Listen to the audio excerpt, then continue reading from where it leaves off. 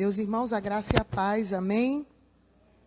Nós agradecemos ao nosso Deus por estarmos na sua casa mais uma noite, para bendizermos o seu nome e ouvirmos a sua palavra. Quero também cumprimentar os irmãos que estão nos acompanhando aí pela internet, que Deus possa estar abençoando a cada um, em nome de Jesus.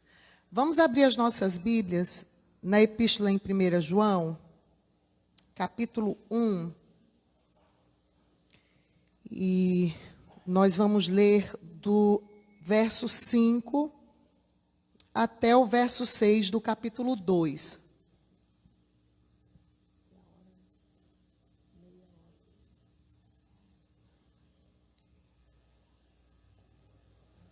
Primeira João, fica lá atrás, Novo Testamento, lá nas últimas epístolas, pouquinho antes de Apocalipse, capítulo 1, verso 5. Eu escuto algumas páginas se movendo, então vou aguardar para todo mundo encontrar. Amém? Você em casa pode estar acompanhando conosco também. Pegue a sua Bíblia, vamos refletir sobre a palavra do Senhor. Diz assim, meus irmãos, o texto. Ora, a mensagem que da parte dele temos ouvido e vos anunciamos é esta, que Deus é luz e não há nele treva nenhuma. Se dissermos que mantemos comunhão com ele e andarmos nas trevas, mentimos e não praticamos a verdade. Se, porém, andarmos na luz, como ele está na luz, mantemos comunhão uns com os outros, e o sangue de Jesus, seu Filho, nos purifica de todo pecado. Se dissermos que não temos pecado nenhum, a nós mesmos nos enganamos e a verdade não está em nós. Se confessarmos os nossos pecados, ele é fiel e justo para nos perdoar os pecados e nos purificar de toda injustiça. Se dissermos que não temos cometido pecado, fazemo-lo mentiroso e sua palavra não está em nós. Filhinhos meus, estas coisas vos escrevo para que não pequeis. Se, todavia, alguém pecar, temos advogado junto ao Pai, Jesus Cristo, o justo, e ele é a propiciação pelos nossos pecados, e não somente pelos nossos próprios, mas ainda pelos do mundo inteiro. Ora, sabemos que o temos conhecido por isso, se guardamos os seus mandamentos. Aquele que diz, eu o conheço, e não guarda os seus mandamentos, é mentiroso e nele não está a verdade. Aquele, entretanto, que guarda a sua palavra, nele verdadeiramente tem sido aperfeiçoado o amor de Deus. Nisto sabemos que estamos nele. Aquele que diz que permanece nele, esse deve andar assim como ele andou. Amém, meus irmãos? Vamos orar agradecendo a Deus pela porção lida da palavra. Senhor, nós te bendizemos e te agradecemos, ó Deus, por estarmos aqui reunidos na tua casa, pela tua misericórdia para conosco, que nos alcançou. E, acima de tudo, Senhor, nessa noite nós bendizemos ao teu nome, pelas escrituras sagradas, porque elas nos ensinam o teu caminho, a viver uma vida coerente, uma vida, ó Deus, que aponte para a glória do teu Filho, que se fez homem e a si mesmo se entregou por nós. Fica conosco nessa noite, fala ao coração dos meus irmãos, assim como tu falaste ao meu coração enquanto eu refletia nesse trecho da palavra. É o que nós te pedimos em nome de Jesus. Amém. Meus queridos, eu queria falar, baseada nessa parte da epístola que o apóstolo João escreveu, sobre a vida cristã coerente. E talvez os mais jovens não vão lembrar, e os mais velhos, mas eu me lembro. Havia na década de 80 um bordão que reinou nos meios de comunicação, nas propagandas, sobre um shampoo que parecia remédio, mas não era. Alguém sabe? Denorex. Parece, mas não é. E esse bordão ficou entre as pessoas, né? Quando algo parecia uma coisa, mas não era, então as pessoas falavam, brincando ou criticando. É Denorex. Problema. Parecia, mas não era. E quando nós fomos alcançados pela graça do Senhor Jesus, a graça do Evangelho, a palavra de Deus, ao Senhor, para falar a você, ao seu coração, para te evangelizar, talvez os teus pais, né, que já levaram para a igreja desde o nascimento, talvez você conheceu ao Senhor ainda jovem, na juventude, talvez você conheceu idade, já idoso também, mas o fato é que o Senhor nos amou e um dia todos nós fomos pescados pelo amor de Deus, fisgados, fomos escolhidos para Ele. Paulo, na epístola que ele escreveu aos Colossenses, capítulo 1, verso 13 e 14, ele diz o seguinte, que nós fomos transportados do império das trevas para o reino do seu Filho, no qual, nesse reino, nós temos a redenção. Isso é, o que significa a redenção, meus irmãos? Os nossos pecados. Então, nós fomos como que planta, arrancados de um lugar, quando uma muda, ou uma mudança de vaso, você tem o cuidado com aquela raiz, mas você não sem a raiz, a não ser que você queira fazer outras mudas. Você transporta aquela planta tudo para o outro vaso. O apóstolo Paulo estava querendo dizer mais ou menos isso. Olha, vocês foram das trevas, das práticas mundanas e carnais, para um novo reino, uma nova realidade de vida. E ali, irmãos, nós passamos a receber uma seiva, outra seiva diferenciada, que nos dão fortaleza. Essa seiva vem diretamente de Cristo, da sua palavra, do amor e dos preceitos de Deus. Quando isso acontece, não existe então lugar para nós vivermos uma vida em relação à fé cristã, em cima do muro, incoerente, falando uma coisa e fazendo outra. Jesus, nos evangelhos, sempre se preocupou, e os irmãos hão de concordar comigo, em ensinar aos seus discípulos que para seguir os passos dele, para ser discípulo dele, para ser como ele, nós precisávamos ter coerência de vida. Coerência no dicionário, se você procurar, você vai encontrar, significa conexão. É quando você se conecta com algum tipo de ideia, com alguma filosofia de vida, com alguma situação, seja no ambiente de trabalho, na família, em qualquer situação. E aqui nós estamos aplicando a vida espiritual. Coerência é você estar conectado com Cristo e com os seus ensinamentos que estão contidos nas Escrituras Sagradas. Coerência também é um comportamento constante. Você manter-se constante, fiel, leal. Coerência é pensar de modo uniforme. Por isso o apóstolo Paulo, apesar de que estamos falando de João, mas o apóstolo Paulo em suas cartas, ele deixa também bem claro que todos nós devemos ter um mesmo pensamento, um mesmo proceder mental, porque somos unidos pela mesma fé e pelo mesmo batismo, na pessoa do Senhor Jesus Cristo. Logo, meus amados, na gramática do mestre, por excelência, e por quem nós podemos estar aqui nessa noite, cultuando e perto de Deus, não existe, então, lugar nenhum para você dizer uma coisa e fazer outra, ou não deveria existir. Ainda por essa semana, eu vi um videozinho que circulou aí pelo Facebook, eu acho, que era a diferença entre o joio e o trigo. Não sei se alguns dos irmãos viram. E dois homens estavam conversando num campo de trigo, mas no meio daquele campo havia também joio, estava tudo misturado. E o rapaz falou, eu vou mostrar para vocês a diferença.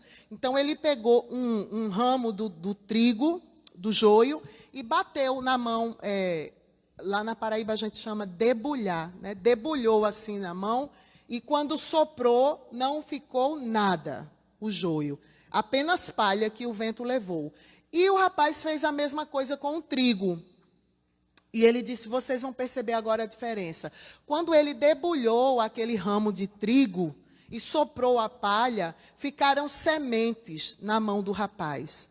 Sementes que sabemos que servem para alimentar e que, se plantadas, vão dar novas plantas, outros pés de trigo.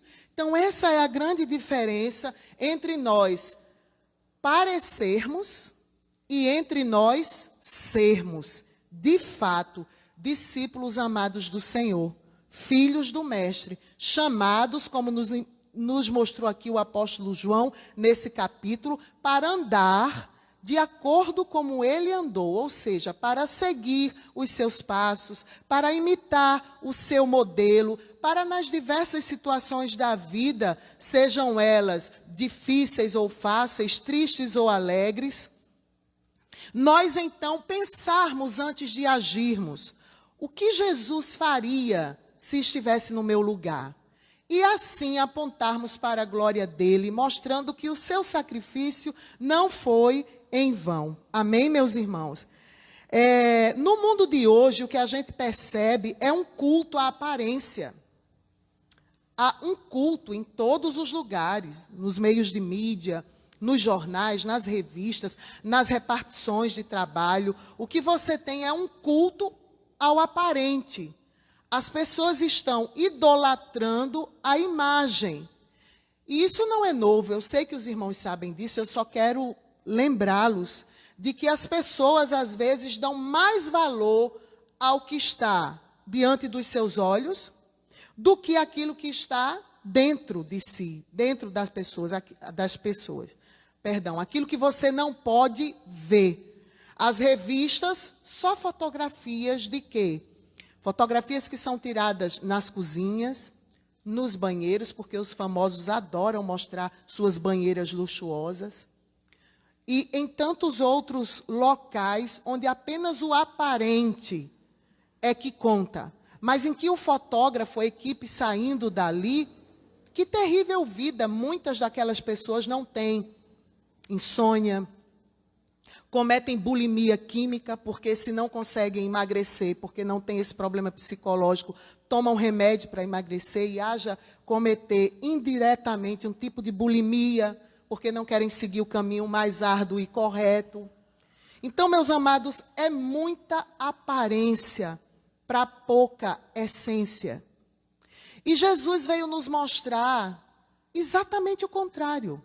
Ele era simples, humilde de coração, poderia ter nascido num palácio, mas nasceu numa manjedoura.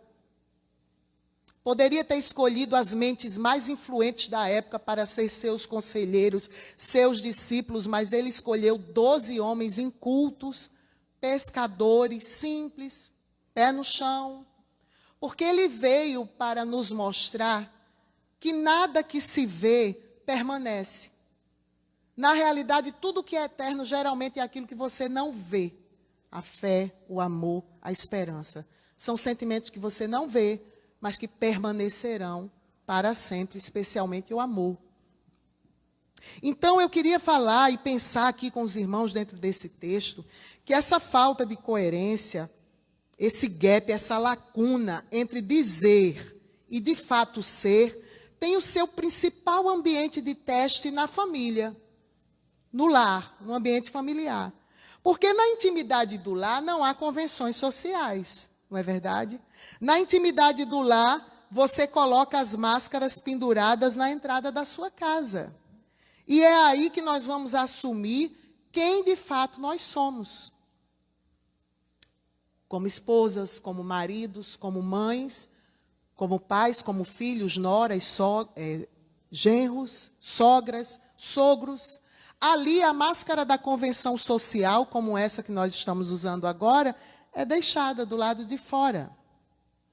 E o grande teste para a vida do cristão começa no seu lar, em ter coerência com aquilo que ele aparenta ser na rua, na igreja, nos ensaios, nas reuniões e aquilo que ele é na escola, no ambiente de trabalho, no ambiente de trabalho, na vizinhança, nas escolas, com aquilo que ele vai ser na sua casa, no seio da sua família. Meus amados, e eu queria dizer para vocês que todo esse problema que nós enfrentamos se dá por conta de um ego afetado pelo pecado. Nós ainda estamos nessa carne, ainda somos passíveis de sermos tentados, de sermos influenciados. E aqui eu queria lembrar ou trazer para os irmãos uns conceitos acerca desse ego. Tem um livreto pequenininho, mas muito interessante, chamado Ego Transformado, que o autor Timothy Keller, ele vai esclarecer sobre um termo usado por Paulo, lá em 1 Coríntios, capítulo 4, verso 6. Os irmãos não precisam abrir agora se não quiserem, mas esse termo que Paulo usa é para se referir ao orgulho. E referindo-se então ao orgulho, Paulo fala: irmãos, apliquei essas coisas a mim e a Apolo por amor a vocês, para que aprendam de nós o que significa não ultrapassem o que está escrito. Assim ninguém, essa parte é a mais importante, irmãos, ninguém se orgulhe, se ensoberbeça, a favor de um homem em detrimento de outro. Ele estava dizendo, não fiquem usando o meu nome, ou mesmo o nome do apóstolo, de Apolo, para vocês se orgulharem, se ensoberbecerem. Eu sou amigo de Paulo, eu sou amigo de Apolo, eu sou amigo de Cefas. E para esse termo orgulho, Paulo então vai usar no grego uma palavrinha physeus, que significa a imagem de um órgão. Remete-se à imagem de um órgão, de um estômago, de um coração quando ele é inflado pelo sangue, ou de um estômago quando a gente exagera um pouquinho no churrasco com Coca-Cola, fica aquilo estufado. É essa mesma imagem que o apóstolo Paulo traz aqui para os irmãos em Coríntios e traz para mim e para você nessa noite. E o autor que eu citei, que escreveu o livro Ego Transformado, ele vai mostrar que as condições desse ego humano, que faz com que a gente não seja coerente com a nossa fé, com a nossa identidade de cristãos, tem pelo menos 4 características. É vazio, ou seja, se a gente tentar colocar qualquer coisa no lugar de Deus, vai sobrar espaço, irmãos, porque não tem como mensurar o nosso Deus. Imagine uma bexiga, uma bola de aniversário, quando você infla, enche, dentro ela é totalmente oca. O ego humano é assim, é vazio, é dolorido. Agora pensemos num órgão distendido, você exagerou na comida, aquilo não te faz bem. O ego humano dói, porque você fica o tempo todo se sentindo vítima, coitadinho, procurando na mente alguém que olhou mal, que tratou mal, que não te valorizou, que poderia ter te dado a mão, que não reconheceu o que você fez de bom para ele. Então é dolorido esse ego. Ele é atarefado, porque nós fazemos de tudo para ser notados. E aí entram as comparações e a vanglória. Olha o meu título, eu sou melhor do que fulano. Olha só minha casa, é bem melhor do que aquele coitadinho ali. Então eu estou ótimo. São características do ego humano e é frágil. Pense num coração inchado, doente. A qualquer momento ele pode parar, dependendo do grau, da seriedade da enfermidade. Pense numa bexiga de aniversário. Tocou uma unha de uma mulher muito afiadinha, estoura. É igual a gente, o nosso ego humano. Ele é vazio, dolorido, atarefado e frágil. E é por conta do ego, irmãos, que nós não conseguimos, muitas vezes, ser coerentes com os preceitos da fé, com aquilo que o Senhor deixou para nós, com esse caminho que Ele tem para nós. E aqui eu quero, nesses minutos que faltam para a gente, me voltar agora, nessa segunda parte, ao texto que nós lemos aqui, na epístola de 1 João. Se os irmãos estiverem com a Bíblia aberta e puderem acompanhar, a epístola foi escrita para uma comunidade cristã do primeiro século. E João procurava aqui motivar os membros dessa comunidade a viver uma vida coerente em relação à comunhão com Deus e com a pessoa do Senhor Jesus Cristo. E eu gostaria de dizer aos irmãos que essa vida cristã coerente, ela pode ser associada a uma jornada, a um caminho. E o próprio Jesus disse: eu sou o caminho, a verdade e o quê? A vida. Ninguém vem ao Pai a não ser por mim. E se estamos nesse caminho, irmãos, eu queria meditar dentro desse trecho que a gente leu, citar, na realidade, para os irmãos, alguns passos que nós podemos tomar, cientes de que nosso ego é frágil, é pequeno, de que muitas vezes somos uma coisa na frente dos outros e outra totalmente diferente dentro de nós internamente. Que passos eu posso tomar para me manter ainda mais consagrado? Porque há cristãos leais, há cristãos consagrados, ainda há um remanescente fiel. Não no sentido de sentir-se melhor do que os outros, ter orgulho de ser espiritual, mas manter-se no alvo. E esses passos também, que eu vou apenas apontar aqui no texto, servirão para aqueles que estão tentando não viver de aparência, mas estão derrapando tanto, estão confessando, mas não estão se arrependendo das suas práticas. O que fazer, o que a Bíblia nos ensina, pelo menos aqui, nesse trecho dessa epístola.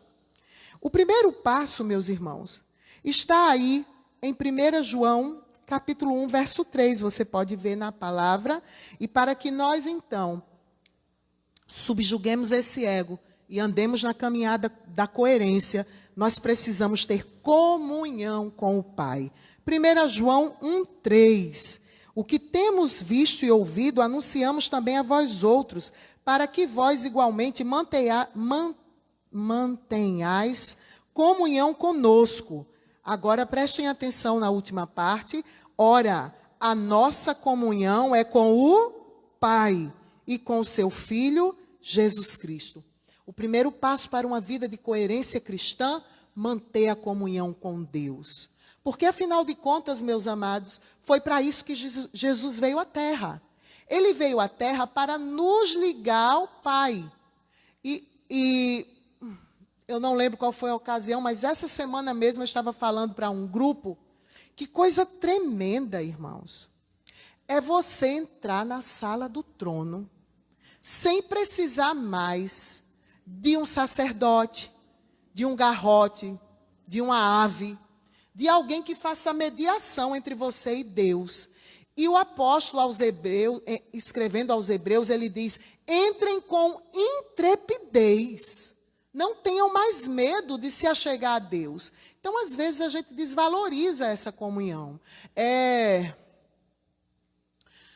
Na época do Êxodo, eu estava recordando, inclusive, nessa situação, quando Deus resolve descer sobre a montanha, o que ocorre é que a montanha, ela treme, raios, trovoadas, barulhos de trombetas, e o povo teve o quê? Medo. E disse: não, Moisés, vai você, porque esse Deus é poderoso demais, nós seremos consumidos. E o que foi então que Moisés fez? Foi o intermediador. Hoje não, meus irmãos, hoje você pode ir em qualquer lugar, você pode estar num metrô, você pode estar no teu quarto, você pode estar no teu ambiente de trabalho, em qualquer lugar você pode entrar com intrepidez na sala do trono e ter comunhão com o Pai. Muitas vezes nós somos incoerentes com a fé, com aquilo que pregamos, porque nós não queremos estar perto do Pai.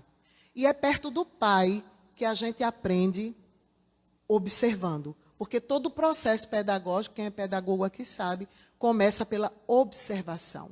Mas se você não tem prazer em estar perto do Pai, como você vai andar como Ele andou? Como você vai se assemelhar a Ele?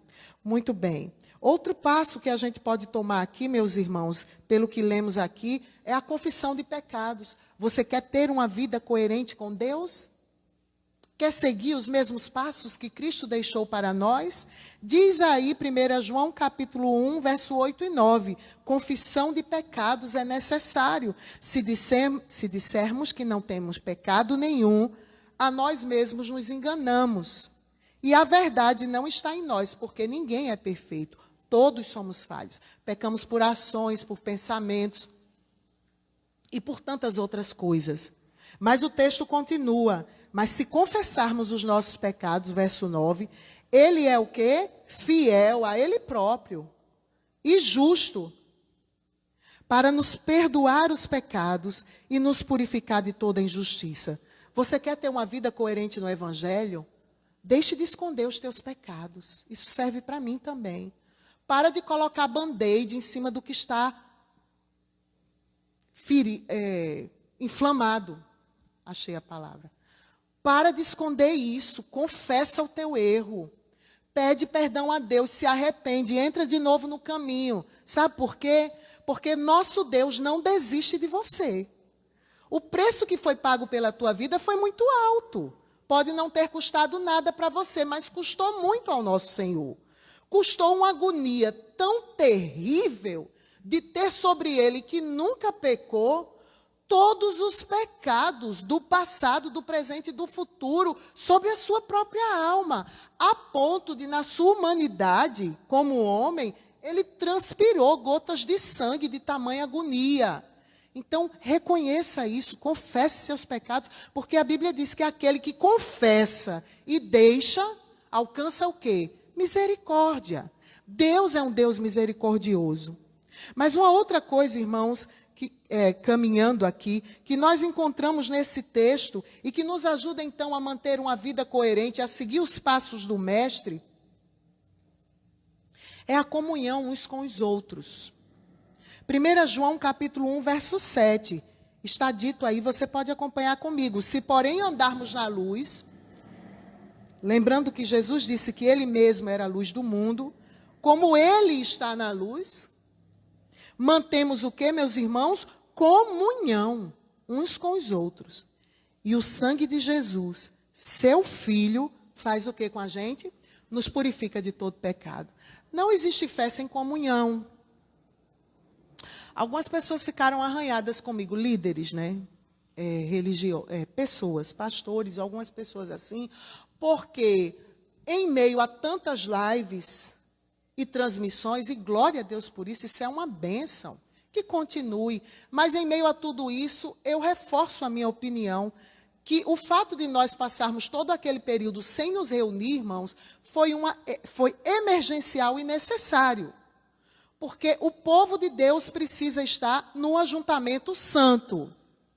A gente precisa estar junto, se arranhando, se ferindo, chorando, aprendendo a perdoar, levantando, segurando a mão, suportando a fraqueza uns dos outros, porque a gente acha que só a gente é magoado, mas a gente também decepciona pessoas, ou não? E muito importante que para andar de forma coerente, a gente deseje ter comunhão uns para com os outros. Comunhão não é você viver enfiado, como diz na Paraíba, não sei se fala aqui, na casa do irmão 24 horas. Até porque Salomão disse, não vai muito à casa do teu próximo para que ele não se enjoe de ti. Significa isso. Não precisa disso. Mas comunhão é você estar presente nas atividades da igreja e aquele irmão que te conhece saber que pode contar com você, com o teu sorriso, com a tua oração, com a tua ajuda. Isso é comunhão, é o partilhar do pão. Companheiro vem de compartilhar o pão. Aquele que come o mesmo pão é o que a gente faz aqui na Santa Ceia do Senhor Jesus. E somos espiritualmente abençoados, ainda que você não veja. Outra coisa, meus queridos, fome da palavra de Deus é o quinto passo para quem deseja estar, então, nessa caminhada de coerência, de vida com Deus, seguindo os passos. 1 João 2, 3 ao 5, você pode acompanhar na Bíblia. Sabemos que o que temos... sabemos que o que... Só um instante, vou ler aqui que eu digitei errado. 1 João 2, 5. 3. Ora, sabemos que o que temos conhecido por isto, sabemos que o temos conhecido por isso. Se guardamos os seus, o que, meus irmãos? Mandamentos. Aquele que diz, eu o conheço e não guarda os seus mandamentos, é o quê? Mentiroso. E nele não está a verdade. Usa máscara e não é coerente. 5. Aquele, entretanto, que guarda a sua palavra, nele verdadeiramente tem sido aperfeiçoado o quê? O amor de Deus. E nisto nós vamos saber que estamos nele. Já já a gente vai ler aqui por quê. Então vamos ter fome da palavra de Deus. Queremos ser coerentes com a fé, com o exemplo que o Senhor deixou para nós. Amemos as Escrituras. Leiamos as Escrituras. As pessoas com as quais a gente convive, o crente que gosta de ler, algumas até falam assim: tudo que você fala, você bota um verso bíblico. As metáforas que você pensa, as ideias que você pensa, pensa com as imagens bíblicas. Por quê? Porque você está lendo tanto que aquilo se infiltrou em você. Você passa a ser a palavra. E a Bíblia diz que Jesus é o verbo o quê? Encarnado, ele é a palavra de Deus andando assim no meio da gente, meus irmãos. Então nós precisamos amar a palavra, ler, meditar. Estou com preguiça, vai com preguiça mesmo. A gente às vezes não precisa fazer uma atividade física, está morto de preguiça, mas vai assim mesmo. A palavra de Deus é a mesma coisa. Você tem lido a palavra, você gosta dos cultos de estudo bíblico, da escola dominical. Coerência perpassa por isso. É por isso que a gente está vendo tanto problema e tantas dificuldades. Eu estou realmente agora no último passo, para que a gente tenha uma vida de coerência com Deus, para que sejamos de fato discípulos de Cristo, para que não tenhamos aquela sensação desagradável de ser o que não de fato não se é. Porque você não é o que você fala, você é o que você faz. O sexto e último passo dado aqui nesse trecho que eu li para os irmãos é o desejo de ser a cada dia mais parecido com Cristo. Amém? Diz o verso 6, eu vou ler porque eu amo profundamente esse verso da Bíblia. Aquele que diz que permanece nele, eu lembrei de João, né? Lá o ramo na videira. Esse deve andar como ele o quê? Andou. Ser como Jesus. Quer vida coerente com Deus? Então, meus queridos, ande como Jesus andou. Veja o exemplo dele. Olhe nas Escrituras. E você pode estar se perguntando, como Jesus andou? Jesus andava por toda parte, diz o Evangelho de Lucas, fazendo o bem. Pregando o Evangelho, curando enfermos, anunciando que o reino de Deus estava próximo. E na própria epístola de 1 João, lá na frente, capítulo 2, verso 29, a palavra de Deus fala: se sabeis que ele é justo, reconhecei também que todo aquele que pratica a justiça é nascido de quê? Dele. Quer ser parecido com Jesus? Pratique a justiça. Nossa nação está como está por conta de injustiças. Muitas vezes o nosso lar está virado, transtornado por conta de injustiças. São brigas em que não se respeitam um ao outro, em que as pessoas são injustas um com o outro. Pais que tratam filhos com diferença são injustos, com preferência, são injustos. E a bagunça começa do lar para a nação. Por isso Deus ama tanto a justiça. Dai a César o que é a César, dê a Deus o que é de Deus. Balanças iguais. É o que o Senhor fala conosco nessa noite. E aí você pode estar perguntando: irmã Carla, a lista é muito grande. Será que eu vou então poder dar conta e caminhar em todos esses passos? Comunhão com o Pai, confissão de pecados. Será que eu vou poder então ter comunhão com os irmãos? Será que eu vou poder, então, ter fome mesmo da palavra de Deus? Será que eu vou ter o desejo de ser mais parecido com Cristo? Vai. Sabe através do quê? Do poder do Espírito Santo. Muitas vezes não agimos de forma coerente porque falta-nos poder, meus irmãos. Poder do Espírito Santo. E ele já está dentro de você, ele está aqui em mim. O que nós precisamos é buscá-lo. E buscá-lo através da oração. 1 João, capítulo 5, verso 14 e 15. E esta é a confiança que temos para com ele, que se pedirmos alguma coisa segundo a sua vontade, ele nos ouve. E se sabemos que ele nos ouve, quanto ao que lhe pedimos, estamos certos de que obtemos os pedidos que lhe temos feito. Está difícil ser coerente? Está difícil ser discípulo do Mestre? Ora, batalhe em oração, Dobre os teus joelhos, entra no teu quarto, como disse Jesus, fecha a porta e ali se deleite na presença do Senhor, confessando os teus pecados, as tuas fragilidades, as tuas dificuldades. E você será então bem-sucedido e abençoado nessa jornada.